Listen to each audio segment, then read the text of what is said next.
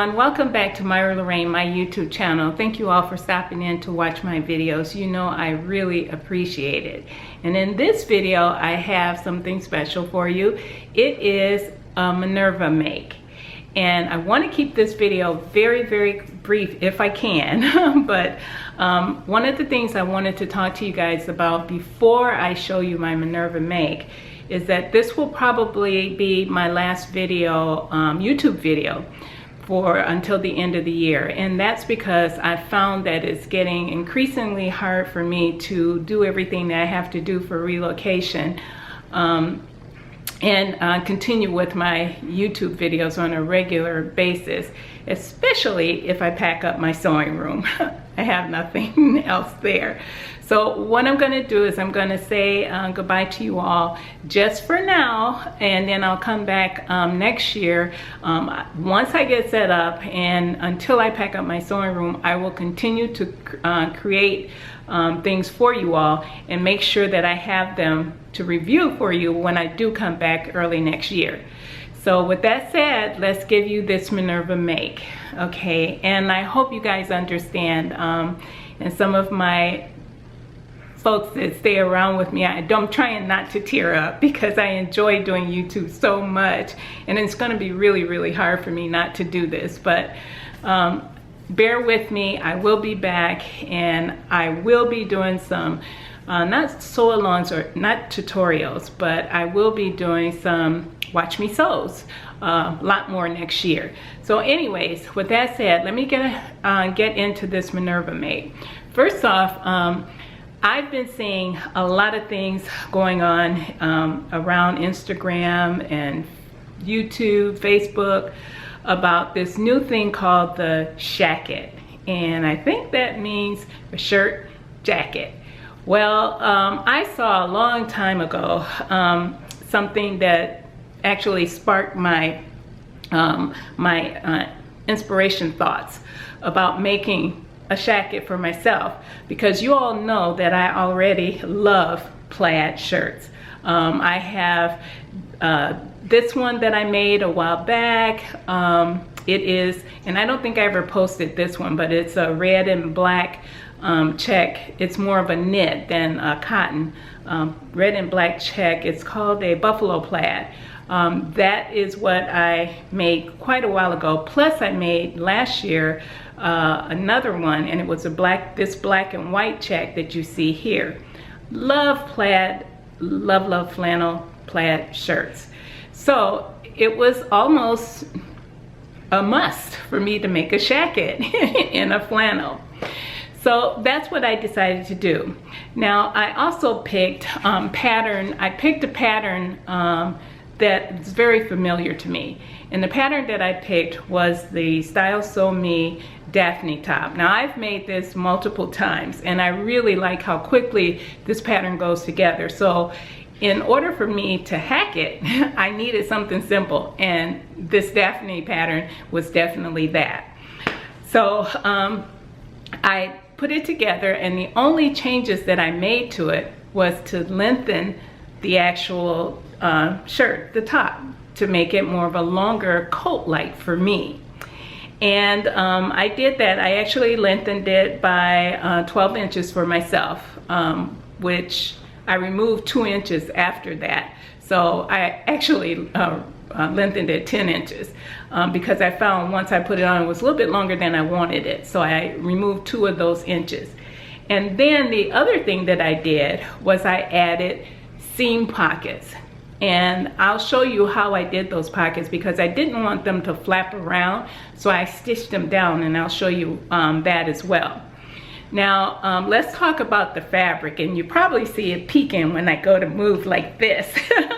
But I used this fabric here. It is from Minerva, and obviously because I'm a Minerva brand ambassador now, I can't believe I'm saying that. Thank you, Minerva. But it is a Robert Kaufman, and I'm looking at my notes, Robert Kaufman Mammoth Cotton Flannel fabric, and they call the color denim. Of course, it was blue, so you know Myra had to have this. And it didn't stay in the stash long, because as soon as I got it, it got sewn up. I did pre-wash the fabric, and it, oh my gosh, it washed up beautifully and went right into the dryer, no problem. So I'm hoping and praying to have this coat for quite some time, or Shacket, if you will. But anyways, so I showed you the pattern, I showed you the fabric. Now let's talk about this Shacket. I am so in love with this thing, you guys. Oh my gosh, you just don't, I can't say enough about how in love I am with this. Now, the fabric that is cotton, it's 100% cotton flannel. But when I washed this and I dried it, and maybe it's just because of the length of the coat, but it was a little bit heavier than my last flannel top that I made. That's okay, not a problem. It's not super heavy, but it's perfect for this Shacket, which is the length of a coat, and because that's what I intend to wear it for. And oh my gosh, I can't, it is so beautiful, you guys. I can't even talk about it, but let's get into the details. First off, I made and I think her sizes go in small, medium, large, that thing, and I made them that way, and I made a medium.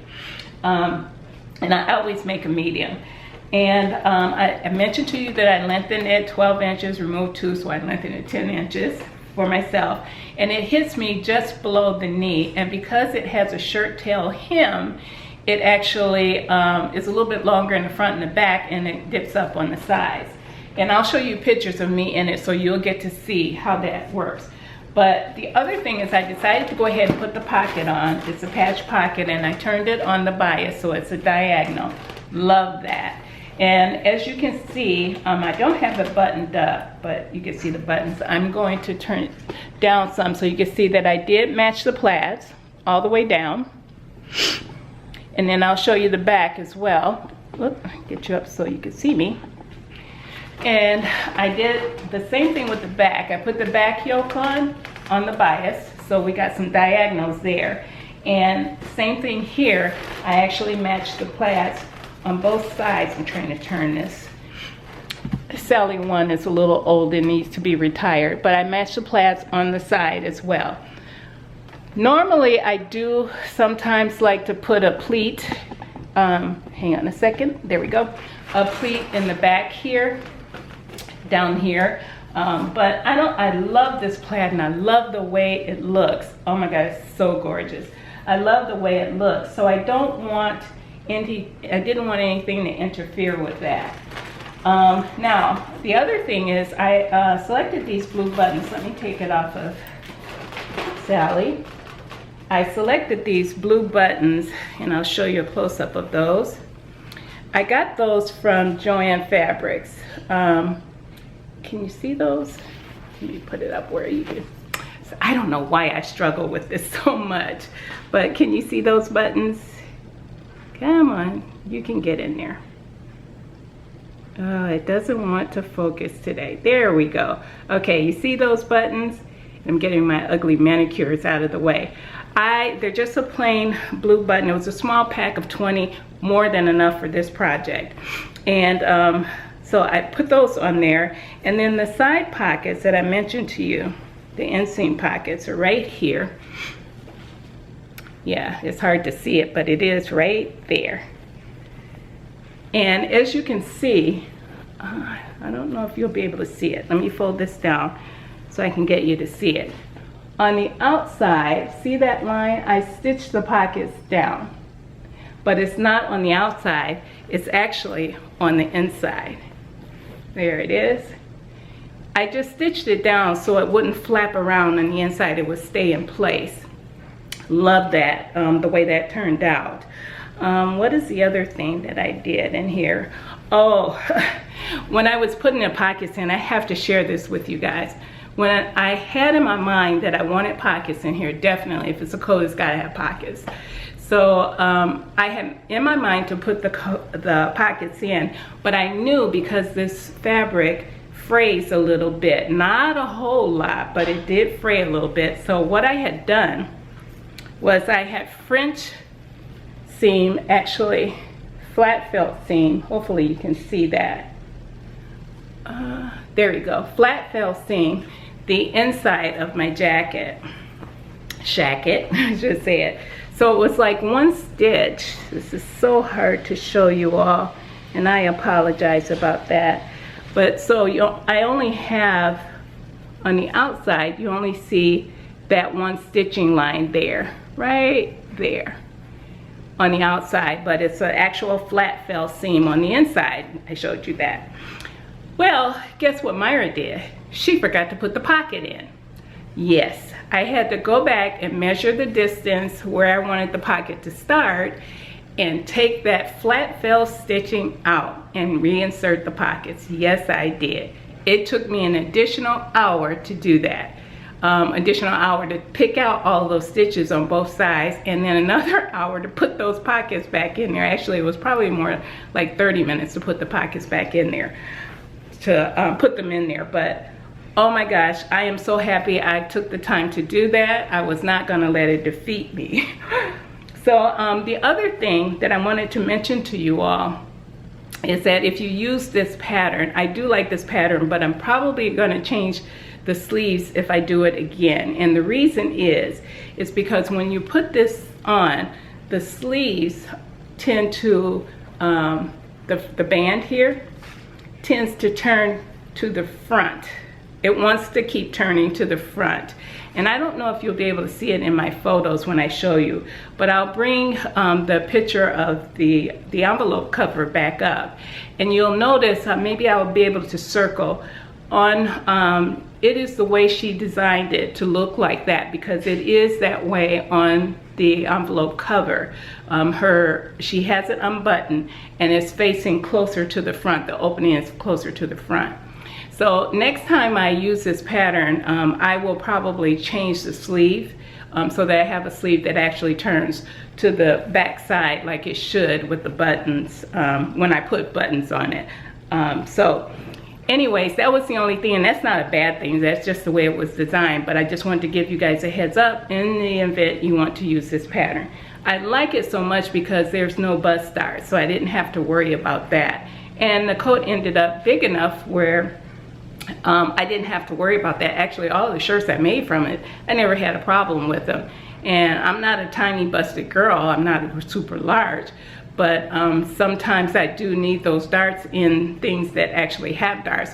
This top didn't bother me with that. And I have quite a few. I think I have at least 3 or 4 that I made from this Daphne already. Anyways, I'm gonna start showing you the couple of pictures that I took of myself in this jacket. Shacket. And I really do love it. I love it so very much.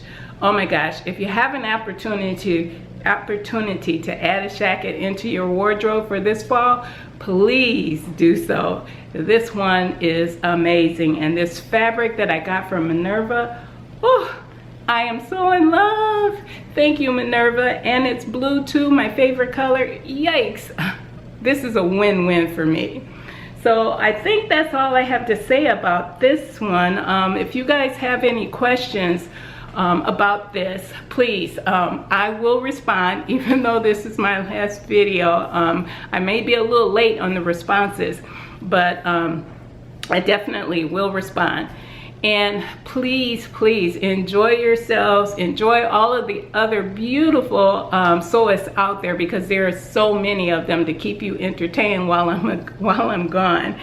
And I will be back, you guys. I will. And for those of you who watch me, and I know that I watch your videos, I will be watching your videos at night when I go to bed. I always do, when I get an opportunity, and commenting on your YouTubes as well. So that's it, you guys. Love you so much. Don't forget, give me a thumbs up, comment below, and subscribe if you want. I will be coming back. Happy sewing. Bye now.